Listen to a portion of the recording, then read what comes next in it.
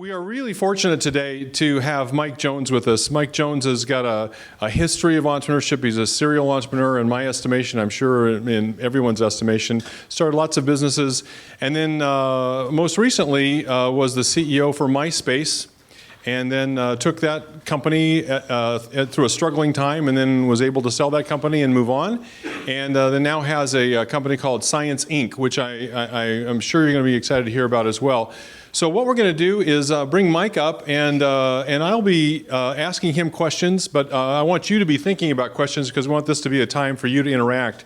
There won't be very many times in your life where you have a chance to ask that question you've always wanted to ask to an entrepreneur like Mike. So we're going to spend some time just getting to know Mike and then asking him questions, and then we'll be ready for the award ceremony. So Mike, why don't you come on up? Let's give Mike a round of applause.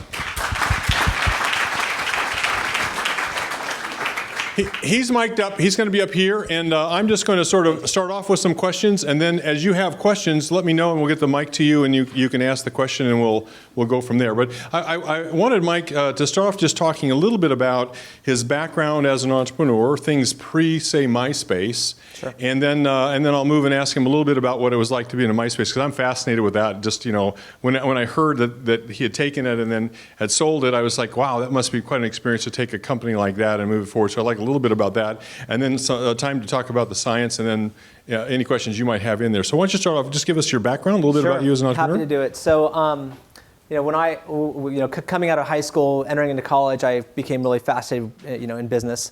My parents are both entrepreneurs. My mom was deep into real estate and owned a lot of real estate companies. My dad had a crazy amount of entrepreneurial background, from buying and going bankrupt owning ski resorts to packing Mount St. Helens volcanic ash into boxes and selling it to tourists in Oregon before he eventually became a financial planner after I think he went bankrupt like 4 times. So a good entrepreneurial family. And all through high school I started little businesses. I made deals with my principal to sell books for schools and all the kind of stuff that I'm sure everyone here kind of did to kind of learn your path as an entrepreneur. And in college, I kind of was right at those days where the web was just becoming discovered. I set up an agency that was the worst business model known to man, but spent a lot of time building a big digital agency in college, and then that came out of my college years. Built that company both in Oregon and here in LA, and then eventually in New York. Sold that company to a partner. Built another company that we eventually sold to AOL. Then I went through a few rounds of different businesses with a private equity group, where specifically I did 2 deals where we took assets. One was distressed that we built up and sold, and another one that we found and kind of repositioned and sold. And then I jumped into MySpace. Kind of wanted to have a chance to test my qualities as a large-scale entrepreneur, dealing with larger assets and seeing if I really could, accomplish the impossible with a giant distressed asset. And obviously a lot of lessons on the back of that. And then I jumped into science coming out of MySpace, which is in essence my own incubator, where I have a team and we come across and come up with our own concepts and we build businesses out of it. And we've kind of spun out 5 businesses to date in the last 5 months. We've announced 3 external financings already, and we have 3 more that'll be announced shortly. So we're now I'm in a position where I have a company, and the company just literally churns out companies from kind of our team. Wow.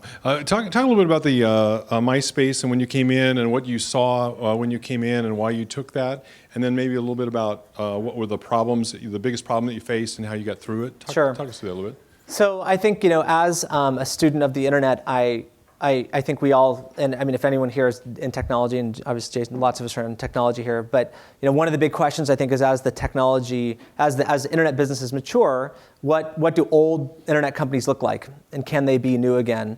And I think that was a big question I had. And looking at MySpace, I really wondered, like, okay, you've got a distressed brand. Facebook had completely dominated the landscape. MySpace was still big. We had 150 million users, active on the platform. Was it possible to bring back a distressed brand? And so that got me really intrigued. Jumping into MySpace, what I found was just a very fragmented and misaligned corporation. It had grown very, very quickly, had a lot of outside influences that kind of determined its path.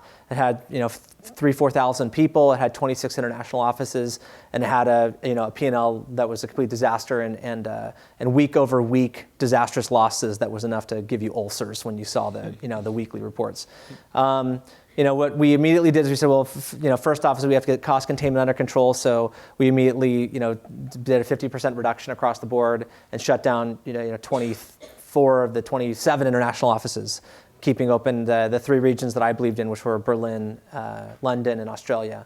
Then I went through a phase with the company where the question was like, what can be optimized? How can we find some sort of baseline so I can look at Rupert and tell him where I think the bottom is in this free fall that the company was in? And so we went through probably 4 to 6 months of optimization, and we found that baseline. And the baseline was basically, look, even if the world's on fire with this asset, you still have 100 million users that'll probably touch it every month, and this is the reason why. And then we built up a case on the back of that of what the business should possibly look like through what would be a big relaunch.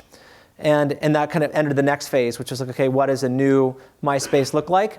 And in that process, the new MySpace, and I can't say it enough, that the choice that we made, which I believe was at the end of the day the wrong choice, was that we believed, and when I say we, it was a very collective we, beyond just me, but also News Corp. We believed that with a very new product, that you could reinvigorate a brand that was severely distressed. And I spent a lot of time now talking to hedge funds and all the various parties around the Yahoo asset, and my statement to them is it really can't be done. And the best example I had of this is like maybe a month after the MySpace relaunch, where I had done fairly wide-scale nationwide press and morning shows and just tons of marketing, and I mean everything you can possibly do without getting a Super Bowl commercial. I was in Nebraska for my wife's family's reunion, and this cousin was there, and he's the exact target market for MySpace in mid-America, 24, single, it was perfect. And I said, yeah, have you checked out the new MySpace? It's like, oh no, I don't use MySpace anymore. And I'm like, it's actually new. Like we build new things. Like, banner ads, animated GIFs. I know what it is. And I'm like, wow. After 6 months of relaunch, you're connected to me. You've liked my Facebook posts about the new MySpace. Like you've obviously seen my messaging that there's a new product there. And even with that, and even with you being as part of the family, you're still not willing to give the new product a try. And that's when I was just like, you know what? In my opinion, it is very hard to near impossible to do a full brand recovery off of a distressed internet asset. And I have the same position with Yahoo, which is that I can't imagine what Yahoo could possibly launch on the Yahoo homepage that will make me want to change my homepage. I just don't know what they could put up there. They could say aliens reprogram the site, and it's going to be just this amazing AI experience of predicting my future, and I don't even know if I'd go there. And I think that's a thing, that's at least the experience I came out of MySpace. There'll certainly be other cases where people will be able to solve that problem, but I wasn't able to solve that problem. And that's when I kind of came to News Corp and said, look, at this point, we have to move to a brand fragmentation strategy where we need to now find ways to pull components of MySpace out of MySpace domain, get it onto new brands, leverage the email asset, leverage the traffic, leverage the music assets into other businesses. And guess what? That's going to be expensive. So let's now really think whether or not we want to do that, where then we kind of came to the conclusion, look, it's best to sell. Let's go through a very, very finite sales process and have it off the books before the end of the fiscal, which we did. And it was a really, really big push to get done. Let's open it up for questions. Questions about, for Mike. Okay, questions? Yeah, we got one over here. Go ahead. Ryan? Thank you. Mike, yeah, so my question is, Silicon Valley is known to be the mecca of the tech industry. Mm-hmm. And now there's been a lot of chatter in the marketplace that New York now is starting to be that new, I guess you could say, mini Silicon Valley. Mm-hmm. Do you feel that SoCal can be that next geographic area that tech companies are now becoming that strong growth, that we are on the map as being a viable place for tech startups? Well, I think that LA and New York will always be interesting places for tech startups. I don't see that changing, and I think that's actually only going to get better.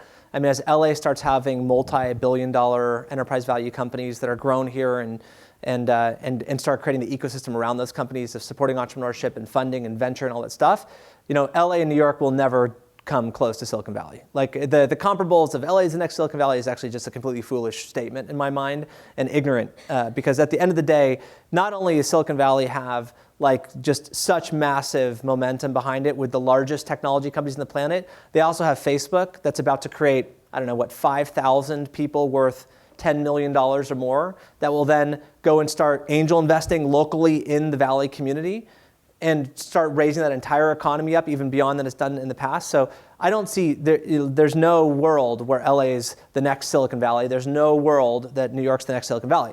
What there is there's a certain DNA of company that will do really, really well in LA. And there's a certain DNA of company that do really, really well in New York, and they will still be big companies. Right? And that's a great thing. And I love building companies in LA, and I love the ecosystem here, and I love the tactics, and I'm an entrepreneurial guy, and I want to see profits, and I want to see revenue, and that works really well within the LA ecosystem. And so I like building companies in LA, but I don't think it'll ever dwarf Silicon Valley by any means. And I think that if everyone thought Silicon Valley was big now, I think 2 years from now, it's even more of a monster than what we currently expect. Great question. Another question? Yeah, I got one. Hang on just one second. But then we can't hear you in the recording. Yes.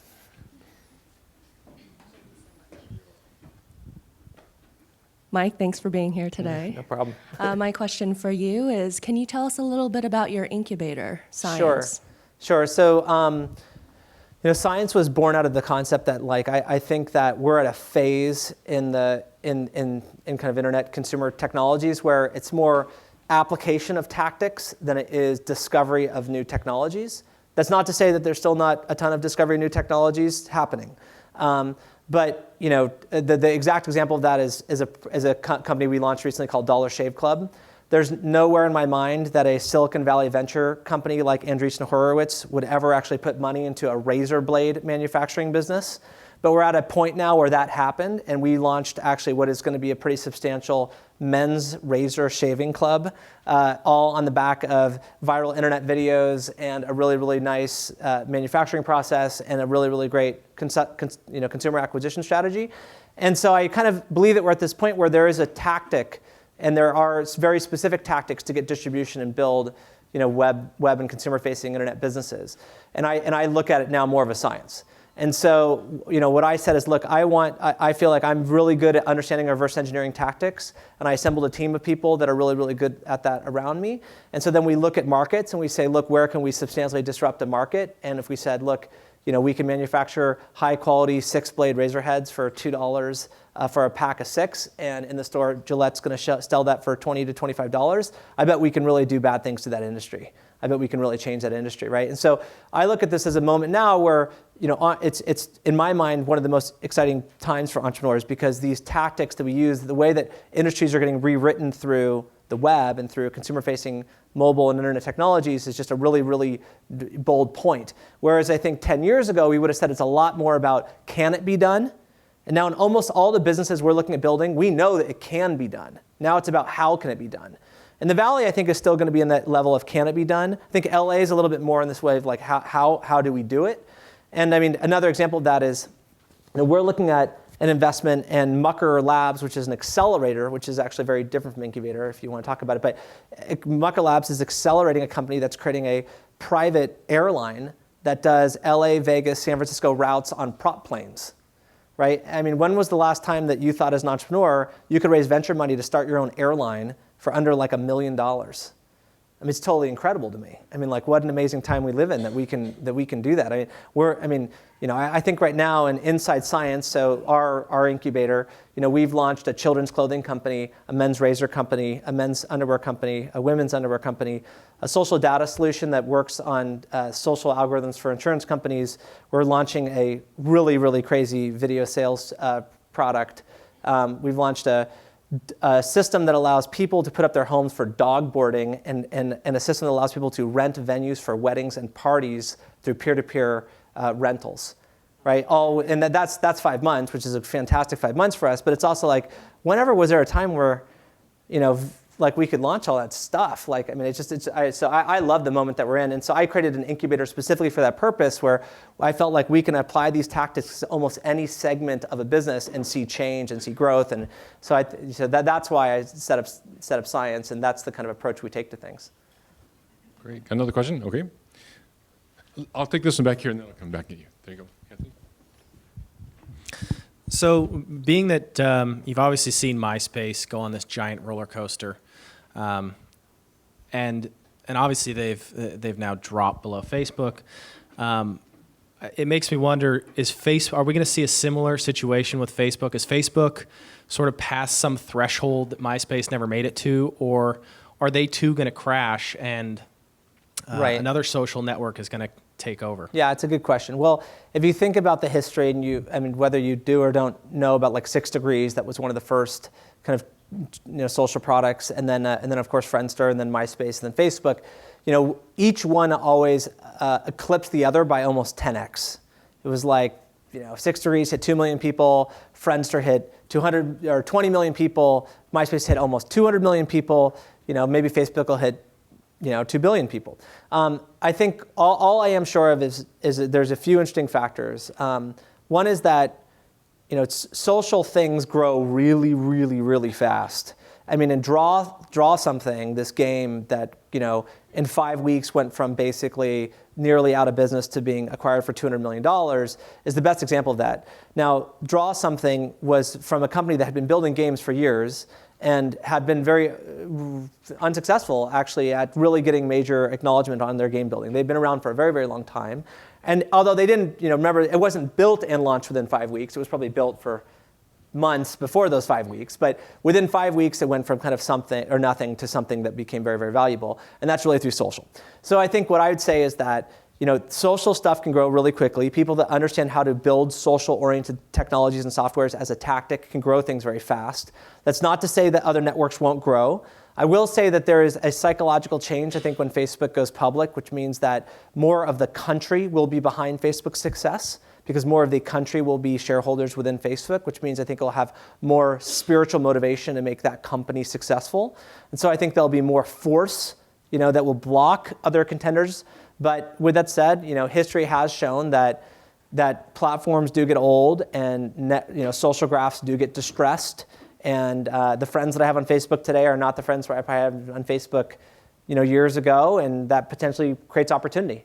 And I play around with Path, and I play around with all the new graph products. I'd say Path is probably one of the more interesting products being built right now, and they have a different philosophy on how they're building that graph. I don't think that their DNA will let them get as big as Facebook, but I think it's an interesting secondary play that's going to create a new network.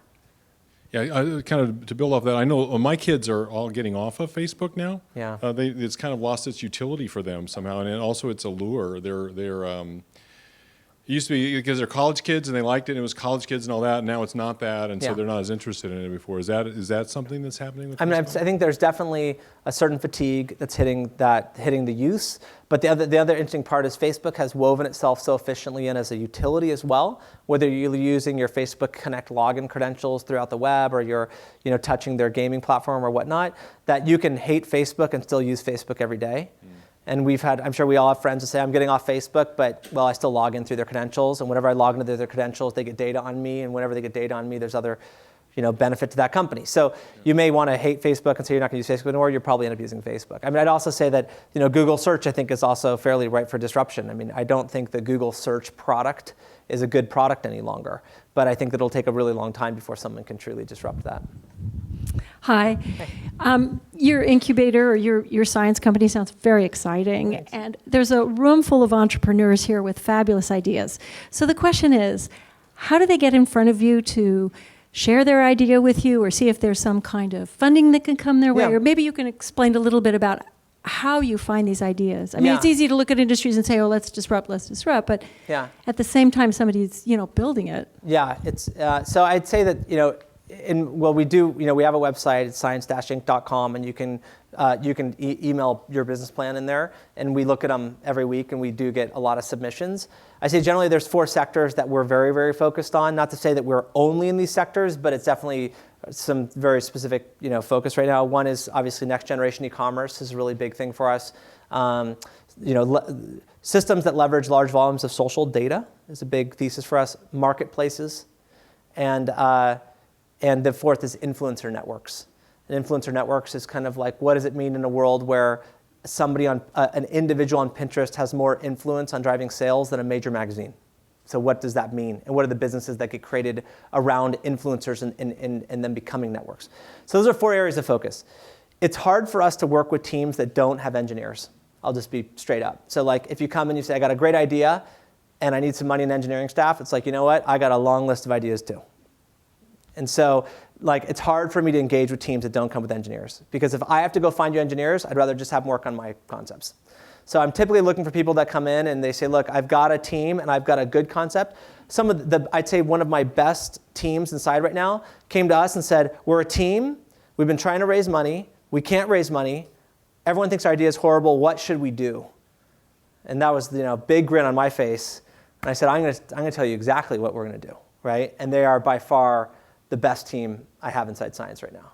And they came in with a front-end guy, a back-end guy, and a killer business product guy. And those 3 guys just ripped through something we gave them, and it's just like, it'll be the easiest fundraise we've done so far. So team is incredibly important for us. We certainly look at concepts. We certainly have backed concepts. Dollar Shave Club, when he came to us, he had already been manufacturing razors. He had been running Groupons. He had kind of a very, very poor website. He had a viral video that he had shot on his own, and he had no team, and he was outsourcing his tech to some place, not in LA. And so we fell in love with him. We fell in love with his marketing tactics. We fell in love with his model and his margins. We brought him into our structure. We funded him. We raised the money from Andreessen Horowitz and Kleiner Perkins. We placed a CTO. We placed a staff around him. We helped him launch. And so, but he had already had some proof. Scott, you had a question? Thank you. Hey, Mike. How's it going? Good. So you kind of started touching on my question with that answer, but you went through that evolution that sort of created the social network industry, if you will, and now you probably see, as I see, tons of people who come in and they say, I've got this new social network. It's different because it's a social network of lawyers, or it's a social network of doctors, or it does this or it does that. So what are the probability of creating a niche social network, and what elements do you see that you have to make that work? So I've looked at a lot of those too. I was an early investor in Dogster, and I got my money back on that deal, but I didn't see much more than that. I think it's really hard to weave your way into somebody's life to be another social network unless you have such distinct high value to their life to get them to pattern change. Like what we've seen recently is I'm the Pinterest for fashion, I'm the Pinterest for travel. And the problem is my statement is like, no, Pinterest is the Pinterest for fashion and Pinterest is the Pinterest for travel, and you're fucked, right? And so that's typically the meeting, It's like, look, and I think that's the hard part. There certainly are here's the other challenge in my mind. We could all come up with a social network today, and I would bet we can find 20,000 people that love it every day, maybe even 100,000 people. If we add microtransactions to it and game theory, maybe we could scratch out enough money to make it look kind of like an interesting business. But it's really hard in my mind to find a network that's high value enough that people want to use it every day, and that's got a big enough revenue model that it's worth investing time into. And typically, as you go down that path, where you end up is dating, right? Is that like there's a network that people use every day. It's a separate process right now than Facebook. It has high value. People will pay for it. It has public companies on the back of it. So dating, I think there's still opportunities. But beyond that, we haven't found very many niche networks that we really believe in. I certainly can point to a lot of niche networks that are in existence, but not that I think can become big. Big in the 100 million plus revenue, kind of big. I think we've got time for one more question. Wow, pressure. With the passing of Steve Jobs, we lose what I think is just the genius of the device. Mm-hmm. And when you talk about social media, I think much of it is the ease of access. And what do you think is going to be the next generation of either iPhone or iPad, and not just a little bit cheaper, not just a little bit faster, not just a little clearer screen, but what is the next level of hardware that creates an interaction that allows either the younger generation to take it to the next level, or heaven forbid us older generation to be able to use it that much more? Yeah, I think like there's two components to that. One is that I think that the echo that Steve Jobs will leave is this world where you can say I can get reasonably priced technology that actually is well designed. The same echo that kind of IKEA in a certain sense leaves. And the best example I kind of saw that recently beyond like Square was Nest, right? So Nest is a venture-backed startup that came out with a next-generation thermostat. And the thermostat looks really, really cool. And it's beautiful, and it's digital, and it's so complicated, it's still in a box in my house. But at some point, we'll get someone to install that thing, but it looks stunning. If Steve Jobs had done it, I'm sure I would have just like magnetized it to the wall and it would have worked. But I'd say that, I feel like Apple proved to the world that you don't have to have poor-looking cheap hardware. You can have high, design, high quality. And I think it also trained the world to expect better design, which I think is actually a really good thing for us. But I think second to that, when I look at, I look at hardware the same way I look at general technologies, which is like what's hard to use and what feels screwed up. And certainly, turning my thermostat on and off and all this stuff, and I happen to have an older house, feels kind of outdated and screwed up. And somebody at Silicon Valley thought that way too, and then they built Nest, right? And so then you think of all the other things that in your life that feel screwed up, and how you could potentially have Wi-Fi enabled or more control over whether it's light switches or heating systems or air conditioning units or humidifiers or whatever it is. I think all that hardware sees a transformation. Right? I think the second question, though, that Nest that's starting to think of is more like hardware and systems that are predictive to my behaviors. Saying, I see you come home at this time, therefore a half an hour before you come home, I'm going to turn on the heating unit for you. I see that you typically do these things. And software is really bad at that, right? It's kind of silly. Like, I would bet that there's some pattern that everyone has in the morning where when they wake up and they eventually get in front of their computer that they go to 4 or 5 different very specific websites. Doesn't it seem ridiculous that Chrome isn't already opening those windows like 10 minutes before that moment you typically sit in front of the computer? That seems ridiculous, right? I mean, it's like such a pattern recognition, like basic thing to do. So I think that when I think of hardware and software, I think of basically a world where we can be more predictive in technology to basically meet people's needs without them asking for those needs to be met. And what does that specifically mean? And I think that'll manifest it in physical devices and software devices and mobile phones and all those kind of things. Yeah. Thank you so much, Mike. Let's give Mike a round of applause. That was excellent stuff. Yeah. Thank you for coming. Thank you for being part of it.